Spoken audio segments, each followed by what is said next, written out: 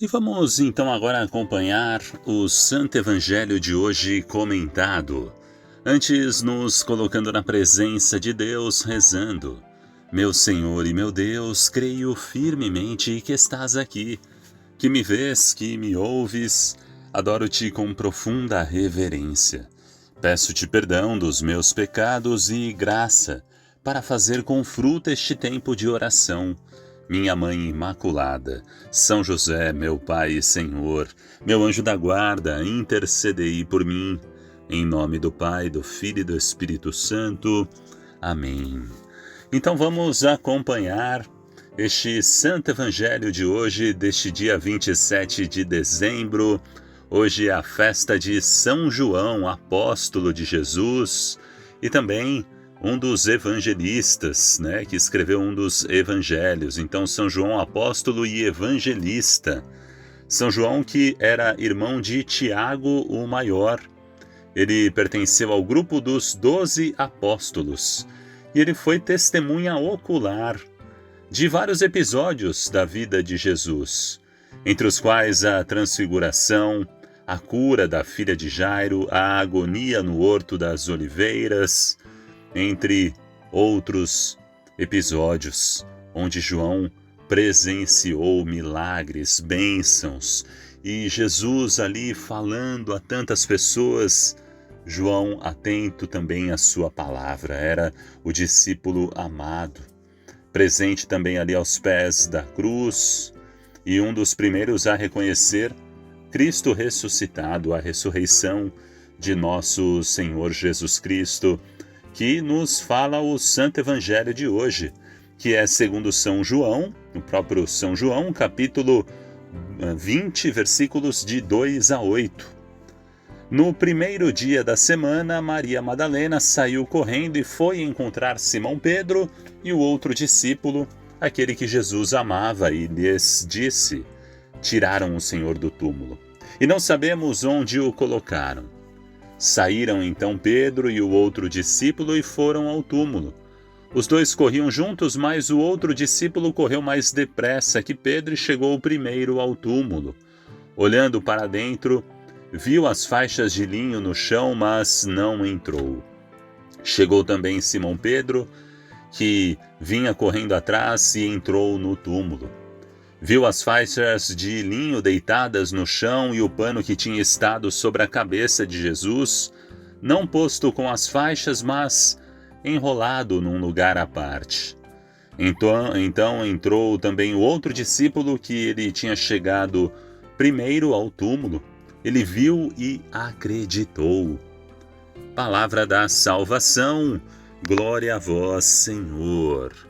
Ave Maria, Mãe do puro amor, dai-nos a graça da obediência e da docilidade à palavra de Deus, para que, repletos de sabedoria, possamos irradiar a luz de Cristo em nossos corações.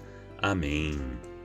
Muito bem, então vamos refletir e meditar este Santo Evangelho de hoje, ainda vivendo a oitava de Natal, não é mesmo? Então, desejando a você, aos seus familiares, um feliz e santo, abençoado Natal. Neste Santo Evangelho da festa de São João, apóstolo e evangelista, nós vemos o quê? Que Maria Madalena, ela saiu correndo e foi encontrar com Simão Pedro, o chefe dos apóstolos, e o discípulo amado, que é o próprio São João. E aí ela foi avisar: olha, tiraram o Senhor do túmulo, a gente não sabe onde que colocaram Jesus. Então Pedro saiu correndo, junto também com São João.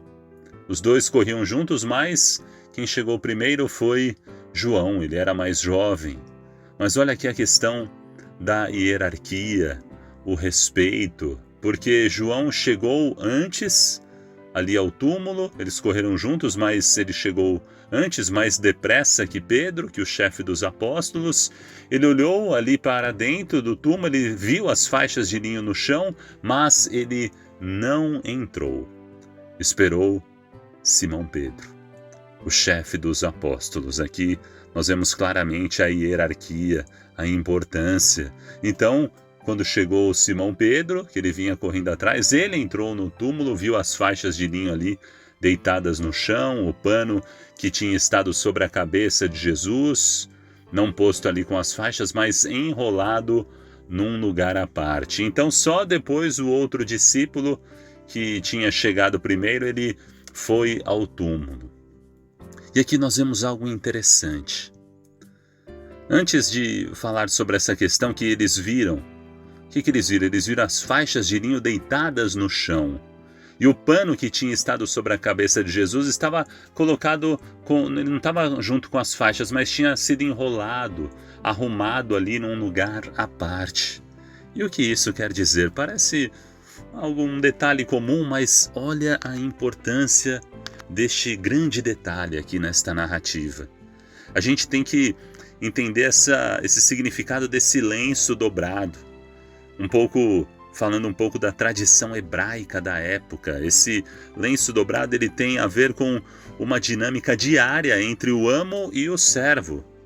E todo menino judeu conhecia bem essa dinâmica. O que era? O servo, quando ele preparava a mesa de jantar para o seu amo, ele procurava ter a certeza de fazê-lo exatamente da maneira desejada pelo seu senhor. E depois que a mesa era preparada, o servo então ele ficava esperando fora da visão do amo até que ele terminasse ali de comer a refeição. O servo ele não iria mexer na mesa antes que o amo realmente tivesse acabado a refeição. E ao terminar, o amo ele se levantaria, ele limparia ali os dedos, a boca, a barba, que seja, ele iria embolar o lenço e o jogaria sobre a mesa. Isso quer dizer o quê? Embolava, jogava de qualquer jeito ali sobre a mesa, queria dizer, olha, eu terminei. Então o servo sabia que ele tinha terminado a refeição. Agora, se o amo se levantasse e deixasse o lenço dobrado ao lado do prato, a parte ali dobrado, arrumado ao lado do prato, o servo então, ele sabia que o amo iria voltar a comer. Ele não tinha terminado. Por isso, olha a importância. O que quer dizer este lenço, esta faixa que estava sobre a cabeça de Jesus, enrolada, dobrada, arrumada num lugar à parte? Quer dizer que ele iria voltar. E Cristo voltou, ressuscitou. Nós vemos até aqui no final do Evangelho. São João, ele viu e acreditou. Nós temos que ter este olhar da fé e crer em Jesus. Porque a fé é isso, é acreditar sem ter visto. E Jesus fala, felizes daqueles que acreditaram sem terem visto. Por quê? Porque enxergaram de uma maneira diferente, com o olhar da fé. Então é isso que nós temos que olhar para a nossa volta, para a nossa vida e enxergar tudo com este olhar da fé. Ainda estamos enxergando meio que de uma maneira nebulosa, não está clara. Por quê? Porque quando estivermos face a face com o Senhor de uma maneira clara, neste encontro com Deus, quando partiremos desse mundo na nossa morte, quando vamos de encontro com Deus, aí não é mais fé. A fé sai e toma lugar a certeza plena. Estamos vendo ali, é claro, contemplando Deus face a face. Mas enquanto isso nós temos que alimentar na nossa vida, no nosso coração, a fé e pedimos ao Senhor, Senhor, aumenta a minha fé, vem em socorro a minha falta de fé, precisamos desta fé para perceber e enxergar a presença do Senhor que está vivo, ressuscitou, está no meio de nós e caminha conosco. Ave Maria, cheia de graça, o Senhor é convosco. Bendita sois vós entre as mulheres, e bendito é o fruto do vosso ventre, Jesus. Santa Maria, Mãe de Deus, rogai por nós, pecadores, agora e na hora de nossa morte. Amém.